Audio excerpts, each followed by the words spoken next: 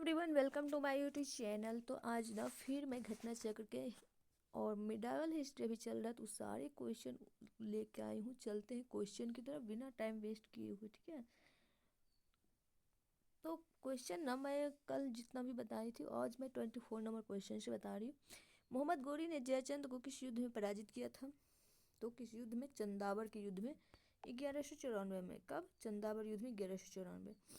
1194 में चंदावर के युद्ध में मोहम्मद गोरी ने कन्नौज के गढ़वाल राजा जयचंद को पराजित किया था। चंदावर वर्तमान फिरोजाबाद जिले में यमुना तट पर स्थित है। निम्नलिखित में कौन राजा मोहम्मद गोरी द्वारा चंदावर के युद्ध में पराजित किया गया था? तो वो कौन राजा थे? वो थे जयचंद। कौन थे? जयचंद। 1194 के चंदावर के युद्ध में मोहम्मद गोरी ने किसे हराया था? तो वो हो जाएगा जयचंद को हराया था। युद्ध जिसमें भारत में मुस्लिम शक्ति की स्थापना हुई तो वो हो जाएगा तराइन की द्वितीय युद्ध। 1192 में तराइन के द्वितीय युद्ध में मोहम्मद गोरी द्वारा पृथ्वीराज चौहान की पराजय के बाद भारत में मुस्लिम शक्ति की स्थापना हुई। गोरी की सजगता और श्रेष्ठ युद्ध प्रणाली के कारण मुसलमानों की जीत हुई। यह युद्ध भारतीय इतिहास में अत्यधिक महत्वपूर्ण था। नेक्स्ट है, निम्नलिखित नामों को कालानुक्रम में व्यवस्थित करें व नीचे दिए गए कूट से सही उत्तर प्राप्त करें। चंगेज खान, महमूद गजनवी, मोहम्मद गोरी और तैमूर। इसका राइट आंसर हो जाएगा ऑप्शन बी 2, 3, 1 एंड 4। सन 1000 से 1026 ईस्वी के बीच महमूद गजनवी ने भारत पर 17 बार आक्रमण किया। शिहाबुद्दीन मोहम्मद गोरी का प्रथम आगमन 1175 ईस्वी में हुआ। सन 1205 ईस्वी तक वह बराबर साम्राज्य विस्तार अथवा पूर्व की विजित राज्य की रक्षा के लिए भारत पर चढ़ाई करता रहा। चंगेज खान ने आक्रमण का भय तब उत्पन्न हुआ जब 1221 में ख्वारिज्म शाह की मृत्यु के बाद उसका पुत्र उत्तराधिकारी जलालुद्दीन मंगवर्णी दिल्ली सल्तनत की ओर भागा। सुल्तान नासिरुद्दीन के शासनकाल में मध्य एशिया के मंगोल सेना नायक तैमूर ने 1398 ईस्वी में भारत पर आक्रमण किया। किस मुसलमान शासक के सिक्कों पर देवी लक्ष्मी की आकृति बनी है? तो वो कौन था? वो मोहम्मद गोरी। मोहम्मद गोरी के सिक्के पर देवी लक्ष्मी की आकृति बनी है और दूसरी तरफ कलमा खुदा हुआ है। भारत में मोहम्मद गोरी ने किसको प्रथम अक्ता प्रदान किया था? तो वो हो जाएगा कुतुबुद्दीन ऐबक को। नेक्स्ट है, गोरी की विजयों के बाद शीघ्र ही उत्तर भारत में अक्ता प्रथा स्थापित हो गई। 1192 से 1206 ईस्वी तक कुतुबुद्दीन ऐबक ने गोरी के प्रतिनिधि के रूप में उत्तरी भारत के विजित भागों का प्रशासन संभाला। इस अवधि में ऐबक ने उत्तरी भारत में तुर्की शक्ति का विस्तार भी किया। नेक्स्ट है, मोहम्मद गोरी के किस दास ने बंगाल एवं बिहार पर विजय प्राप्त की? तो वो हो जाएगा बख्तियार खिलजी। कौन? बख्तियार खिलजी। नेक्स्ट है, मोहम्मद गोरी के एक साधारण दास इख्तियारुद्दीन मोहम्मद बिन बख्तियार खिलजी ने 1202 ईस्वी में बिहार की विजय की तथा नालंदा एवं विक्रमशिला बिहार को तहस नहस कर राजधानी उदंतपुर पर कब्जा कर लिया था। उसने 1204 से 5 में बंगाल पर आक्रमण किया। उस समय वहाँ का शासक लक्ष्मण सेन था। वह बिना युद्ध किए ही भाग निकला। तुर्की सेना ने राजधानी नदिया में प्रवेश कर बुरी तरह लूटपाट की। राजा की अनुपस्थिति में नगर के आत्मसमर्पण कर दिया। लक्ष्मण सेन ने भागकर पूर्वी बंगाल में शरण ली और वहीं कुछ समय तक शासन करता रहा। इख्तियारुद्दीन ने भी संपूर्ण बंगाल को जीतने का प्रयत्न नहीं किया। नेक्स्ट है, बिहार का प्रथम मुस्लिम विजेता कौन था? तो वो हो जाएगा बख्तियार खिलजी। कौन? बख्तियार खिलजी। नालंदा बिहार का विध्वंस किया था। नालंदा बिहार का विध्वंस किया था बख्तियार खिलजी ने। किसने? बख्तियार खिलजी ने। नीचे दो कथन दिए गए हैं जिनमें से कथन ए तथा दूसरे को कारण आर कहा गया है। कथन ए में दिया गया है भारत पर तुर्की आक्रमण सफल हुए और कथन आर में दिया है उत्तर भारत में राजनीतिक एकता नहीं थी। नीचे दिए कूटों में सही उत्तर का चयन कीजिए। तो कथन ए तथा कथन आर दोनों सही तथा कारण आर एक की सही व्याख्या है। और ऑप्शन बी में है कथन ए तथा कारण आर दोनों सही है परंतु कारण आर जो है वो कथन ए की व्याख्या नहीं करता है। तो इसका राइट आंसर जो है ना वो कथन ए ही सही है। नेक्स्ट क्वेश्चन है, गुलाम वंश के संस्थापक कौन है? तो वो हो जाएगा कुतुबुद्दीन ऐबक। नेक्स्ट है, 1200 600 1290 ईस्वी तक दिल्ली सल्तनत के सुल्तान गुलाम वंश के सुल्तानों के नाम से विख्यात हुए, जिसका संस्थापक कुतुबुद्दीन ऐबक था। यद्यपि वह एक वंश के नहीं थे, वे सभी तुर्क थे तथा उनके वंश पृथक पृथक थे। साथ ही वे स्वतंत्र माता पिता के संतान भी थे। अतः इन सुल्तानों को गुलाम वंश के सुल्तान कहने के स्थान पर प्रारंभिक तुर्क सुल्तान या दिल्ली के ममलुक सुल्तान कहना अधिक उपयुक्त है। गुलाम वंश का प्रथम शासक कौन था? कुतुबुद्दीन ऐबक। नेक्स्ट, दिल्ली सल्तनत का कौन सा सुल्तान लाख बख्श के नाम से जाना जाता है? तो वो कुतुबुद्दीन ऐबक। नेक्स्ट है, अपनी उदारता के कारण कुतुबुद्दीन ऐबक इतना अधिक दान करता था कि उसे लाख बख्श के नाम से पुकारा गया। फरिश्ता ने लिखा है कि यदि व्यक्ति किसी भी दानशीलता की प्रशंसा करते थे तो उसे अपने युग का ऐबक पुकारते थे। इसकी एक उपाधि कुरान खां भी थी। ऐबक को साहित्य से अनुराग था और स्थापत्य कला में रुचि थी। तत्कालीन विद्वान हसन निजामी और फक्र ए मुदब्बिर को उसका संरक्षण प्राप्त था। उन्होंने ऐबक को अपने ग्रंथ समर्पित किए थे। ऐबक ने दिल्ली में कुब्बतुल इस्लाम और अजमेर में 2.5 दिन का झोपड़ा नाम के मस्जिदों का निर्माण कराया था। उसने दिल्ली में स्थित कुतुब मीनार का निर्माण कार्य प्रारंभ किया, जिसे इल्तुतमिश ने पूरा करवाया था। 2.5 दिन का झोपड़ा क्या है? 2.5 दिन का झोपड़ा एक मस्जिद है। निम्नलिखित में से किसने प्रसिद्ध कुतुब मीनार के निर्माण में योगदान नहीं दिया? तो वो हो जाएगा गयासुद्दीन तुगलक ने। किसने? गयासुद्दीन तुगलक ने। कुतुब मीनार का निर्माण कुतुबुद्दीन ऐबक ने आरंभ किया और इसका निर्माण कार्य इल्तुतमिश के काल में पूरा हुआ। फिरोज शाह तुगलक के शासनकाल में इसकी चौथी मंजिल को काफ़ी हानि पहुंची थी, जिस पर फिरोज ने चौथी मंजिल के स्थान पर 2 और मंजिलों का भी निर्माण करवाया। गयासुद्दीन तुगलक ने इसके निर्माण में कोई योगदान नहीं दिया था। कुतुबुद्दीन ऐबक की राजधानी थी तो लाहौर। कौन थी? लाहौर थी। मोहम्मद गोरी की मृत्यु के बाद लाहौर के विशिष्ट जनों एवं अमीरों ने कुतुबुद्दीन ऐबक को सार्वभौम शक्तियों ग्रहण करने के लिए आमंत्रित किया। अतः उसने लाहौर जाकर सत्ता ग्रहण की तथा 1206 ईस्वी में औपचारिक रूप से सिंहासनारूढ़ हुआ।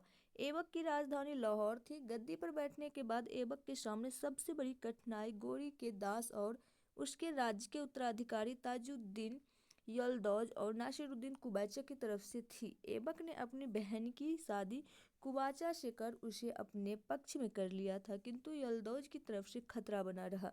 यही कारण था कि ऐबक सदा लाहौर में ही रहा, उसे दिल्ली आने का कभी अवसर नहीं मिला। सुल्तान कुतुबुद्दीन ऐबक की मृत्यु कैसे हुई? उसने एक महत्वाकांक्षी कुलीन व्यक्ति ने कपट से छुरा मारकर उनकी हत्या की। ये सही नहीं है। इसका राइट आंसर ऑप्शन डी हो जाएगा। चौगान की क्रीड़ा के दौरान अस्त्र से गिरने पर उनकी मृत्यु हो गई थी।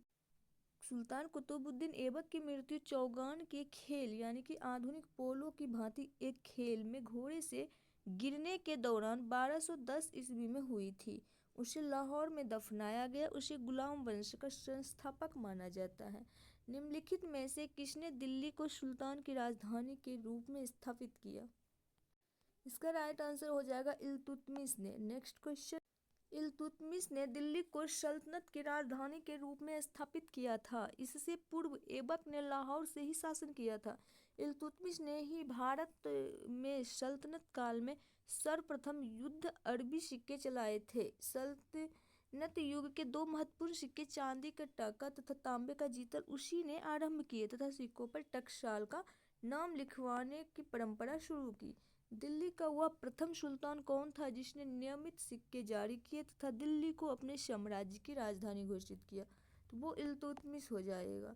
निम्नलिखित में कौन सी इल्तुतमिश के राज्यकाल में सल्तनत की राजधानी थी? तो वो हो जाएगा दिल्ली।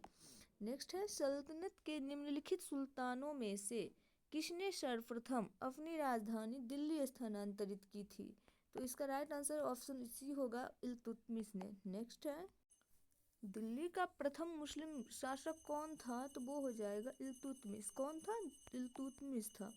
दिल्ली का पहला सुल्तान इल्तुतमिश था। उसने सुल्तान के पद की स्वीकृति गोर के किसी शासक से नहीं अपितु खलीफा से प्राप्त की। खलीफा ने इल्तुतमिश के शासन की पुष्टि उस सारे क्षेत्र में कर दी जो उसने विजित किया और उसे सुल्तान ए आजम की उपाधि प्रदान की। इस प्रकार वह कानूनी तरीके से दिल्ली का प्रथम स्वतंत्र सुल्तान था। व्यवहारिक दृष्टि से उसने दिल्ली की गद्दी के दावेदार ताजुद्दीन यलदौज और नासिरुद्दीन कुबाचा को समाप्त किया, भारत में तुर्की राज्य को संगठित किया, मंगोल आक्रमण से बचाया, राजपूतों की शक्ति को तोड़ने का प्रयत्न किया, सुल्तान के पद को वंशानुगत बनाया, दिल्ली को तुर्की राज्य की राजधानी के अनुरूप वैभवपूर्ण बनाया और अपने नाम के सिक्के चलाए। गुलाम का गुलाम किसे कहा जाता है? तो कुतुबुद्दीन ऐबक, गुलामों का गुलाम कुतुबुद्दीन ऐबक को कहा जाता है। गुलाम का गुलाम इल्तुतमिश को कहा जाता है, जो मोहम्मद गोरी के गुलाम कुतुबुद्दीन ऐबक ने इल्तुतमिश को खरीदा था। ऐबक ने आरंभ से ही इसे सर-ए-जहांदार का महत्वपूर्ण पद दिया। ऐबक ने अपनी पुत्री का विवाह इल्तुतमिश से किया। किससे? इल्तुतमिश से। तो इसका राइट आंसर ऑप्शन डी हो जाएगा, इल्तुतमिश। नेक्स्ट है, निम्नलिखित में से कौन मध्यकालीन भारत की प्रथम महिला शासिका थी? तो वो रजिया सुल्तान। कौन थी? रजिया सुल्तान। मध्यकालीन भारत की प्रथम महिला शासिका रजिया सुल्तान थी। व्यक्तिगत दृष्टि से उसने भारत में पहली बार स्त्री के संबंध में इस्लाम की परंपराओं का उल्लंघन किया और राजनीतिक दृष्टि से उसने राज्य की शक्ति को सरदारों तथा सूबेदारों में विभाजित करने के स्थान पर सुल्तान के हाथों में केंद्रित करने पर बल दिया तथा इस प्रकार उसने इल्तुतमिश के संपूर्ण प्रभुत्व संपन्न राजतंत्र के सिद्धांत का समर्थन किया, जो उस समय की परिस्थितियों में तुर्की राज्य के हित में था। मंगोल आक्रमणकारी चंगेज खां भारत की उत्तर पश्चिम सीमा पर निम्न में से किसके शासनकाल में आया था? तो वो हो जाएगा इल्तुतमिश। मंगोल नेता चंगेज खां भारत की उत्तर पश्चिम सीमा पर इल्तुतमिश के शासनकाल में आया था। चंगेज खां के प्रकोप से रक्षार्थ ख्वारिज्म शाह का पुत्र जलालुद्दीन मंगवर्णी सिंधु घाटी पहुंचा। संभवतः चंगेज खां ने इल्तुतमिश के पास अपने दूत भेजे थे कि वह मंगवर्णी की सहायता न करे, अतः इल्तुतमिश ने इसकी कोई सहायता न की और जब मंगवर्णी 1224 ईस्वी में भारत से चला गया तो इस समस्या का समाधान हो गया। दिल्ली का कौन सुल्तान मंगोल नेता चंगेज खां का समकालीन था? तो वो इल्तुतमिश। कौन था? इल्तुतमिश। किसके शासनकाल में मंगोल प्रथम बार सिंधु के तट पर देखे गए? तो हो जाएगा इल्तुतमिश। चंगेज खां के अधित मंगोलों के भारत पर आक्रमण किया था इल्तुतमिश के शासनकाल में।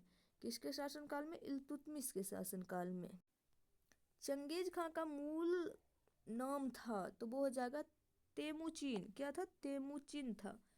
चंगेज खां एक मंगोल शासक था जिसने मंगोल साम्राज्य के विस्तार में एक अहम भूमिका निभाई। चंगेज खां का वास्तविक या प्रारंभिक नाम तेमुजिन था। इल्तुतमिश ने बिहार में अपना प्रथम सूबेदार नियुक्त किया गया था तो मलिक जानी के टाइम में। इल्तुतमिश ने बिहार शरीफ एवं बाढ़ पर अधिकार कर राजमहल की पहाड़ियों में तेलियागढ़ी के समीप हिशामुद्दीन एवाज को पराजित किया। एवाज ने इल्तुतमिश को अधीनता स्वीकार कर ली। इल्तुतमिश ने एवाज के स्थान पर मलिक जानी को बिहार का सूबेदार नियुक्त किया। रजिया बेगम को सत्ताच्युत करने में किसका हाथ था? तो तुर्कों का हाथ था। किसका? तुर्कों का हाथ था। नेक्स्ट क्वेश्चन है,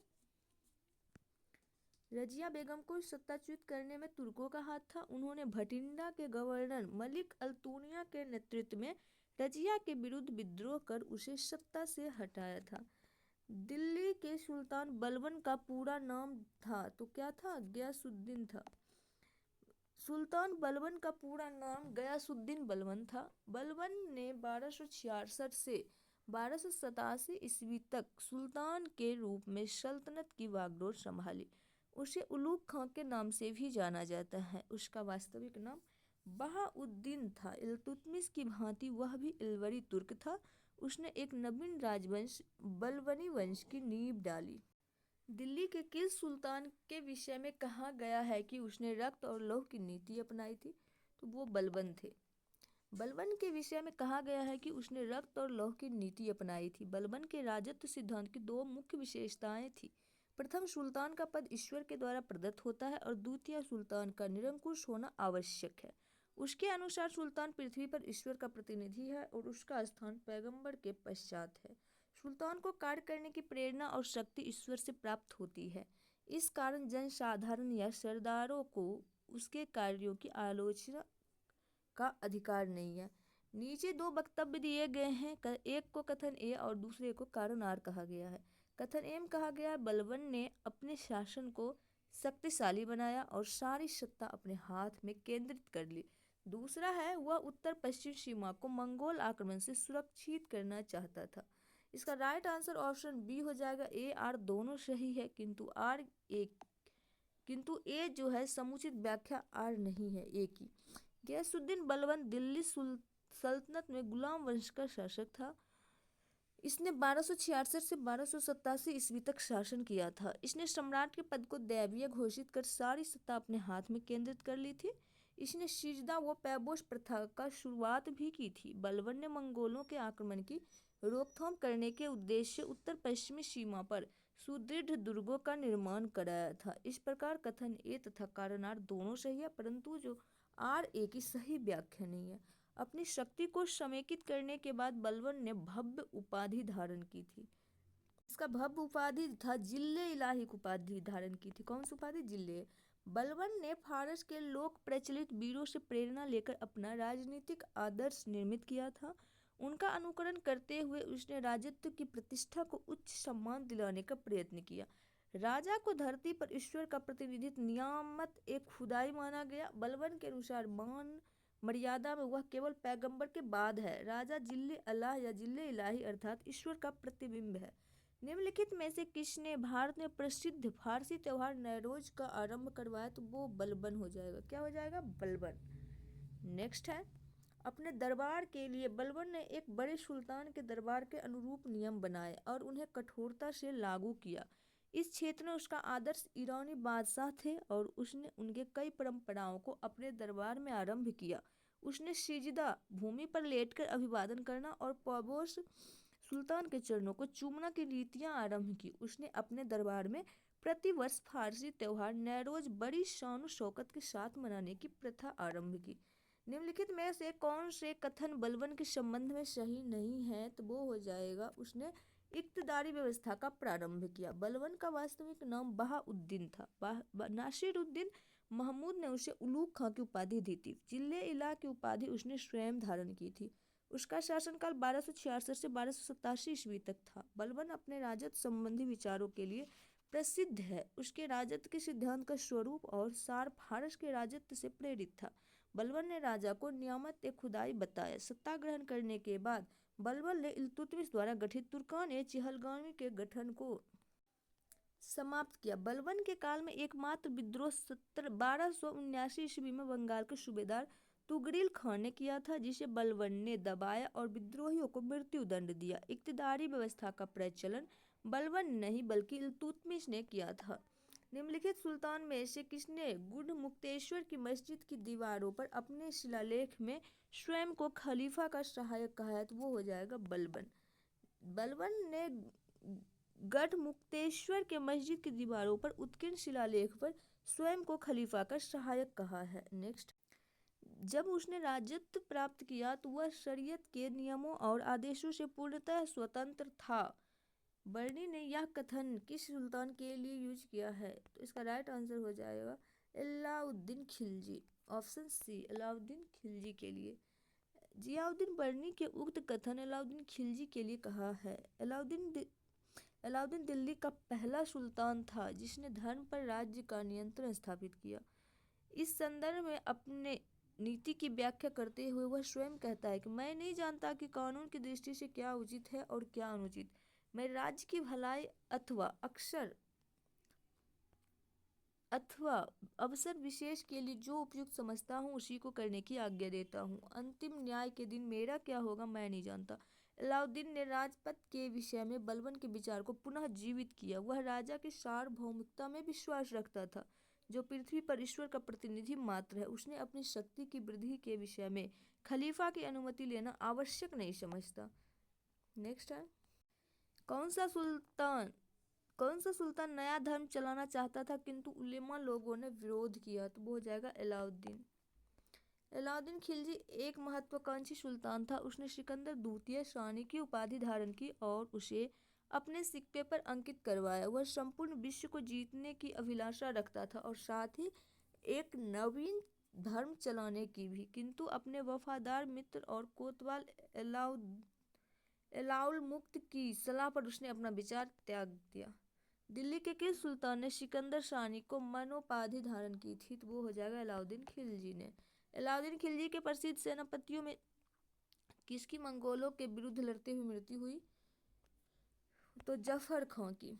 अलाउद्दीन का प्रसिद्ध सेनापति जफर खां ने मंगोलों के विरुद्ध लड़ता हुआ मारा गया, जो अपने समय का श्रेष्ठ और साहसी सेनापति था। जफर खां के शौर्य और भारतीय सेना की दृढ़ता से मंगोल अत्यधिक प्रभावित थे। रानी पद्मिनी का नाम अलाउद्दीन की चित्तौड़ विजय से जोड़ा जाता है। उनके पति का नाम क्या था? तो राणा रतन सिंह। पद्मिनी की कहानी का आधार 1540 ईस्वी में मलिक मोहम्मद जायसी द्वारा लिखित काव्य पुस्तक पद्मावत है। इसके अनुसार पद्मिनी चित्तौड़ के राजा रतन सिंह की अत्यंत सुंदर और विदुषी पत्नी थी। अमीर खुसरो ने सुलेमान और रानी शैमा के प्रेम प्रसंग का उल्लेख अपने ग्रंथ में किया था। तो आज के लिए इतना ही, मिलेंगे नेक्स्ट वीडियो में। तब तक के लिए bye, take care, all the best. Video पसंद आए तो वीडियो को लाइक कर दीजिएगा, चैनल को सब्सक्राइब कर दीजिएगा। Thanks for watching.